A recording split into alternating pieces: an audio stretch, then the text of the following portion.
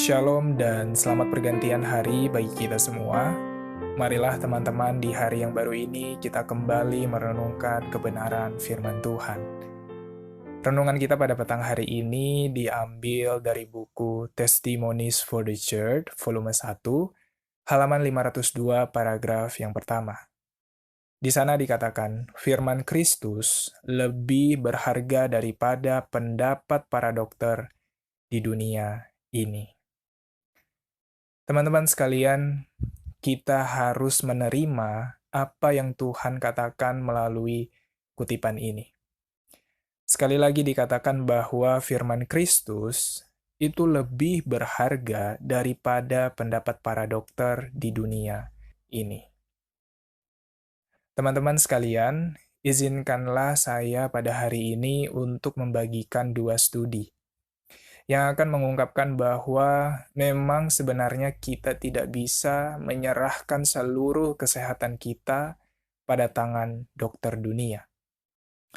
Studi pertama, terdapat di dalam jurnal Clinical Medicine, volume 2, nomor 6, tahun 2002. Studi ini dilakukan untuk mengetahui seberapa efektifkah obat-obatan seperti obat penurun kolesterol, obat penurun tekanan darah, dan obat pengencer darah. Hasilnya teman-teman, dalam jangka waktu 5 tahun, ternyata efektivitas dari obat-obatan ini hanya berkisar 5% saja. Studi kedua, terdapat di dalam The Journal of Family Practice tahun 2014, volume 63, nomor 7. Studi ini dilakukan oleh Dr. Caldwell Assistant bersama koleganya waktu itu.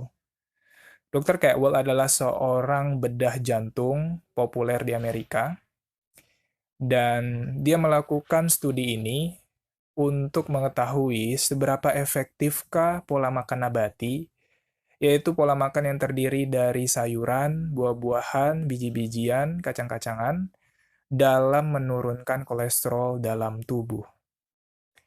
Hasilnya teman-teman, dalam jangka waktu 4 tahun, dibandingkan dengan statin, yaitu obat yang digunakan oleh dokter dunia untuk menurunkan kolesterol, ternyata pola makan nabati ini bekerja 20 kali lebih baik dalam menurunkan kolesterol dibandingkan statin.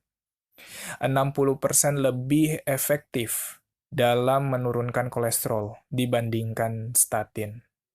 Dan tercatat 99,4% pasiennya terhindar dari kematian atas penyakit jantung. Luar biasa sekali, bukan? Itulah sebabnya teman-teman, di dalam Kejadian pasal 1 ayat yang ke-29. Di sana Tuhan memberikan kita tumbuh-tumbuhan berbiji, buah-buahan berbiji sebagai makanan kita. Karena apa teman-teman? Karena Tuhan tahu bahwa hanya dengan makanan inilah kita bisa sehat, kita bisa terhindar dari segala macam penyakit. Teman-teman sekalian, maksud saya di sini bukanlah untuk mendiskreditkan profesi dokter. Maksud saya di sini bukan untuk menuduh dokter sebagai pribadi yang jahat. Faktanya, dokter adalah seorang yang bisa salah, dan mereka juga pribadi yang masih belajar. Jadi poin saya di sini teman-teman adalah supaya kita lebih berhati-hati lagi.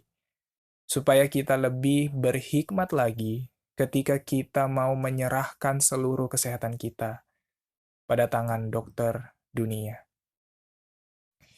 Sadarkah kita teman-teman, gelar dokter pada manusia bukan berarti menjadikan mereka sebagai pribadi yang paling berhikmat dalam bidang kesehatan.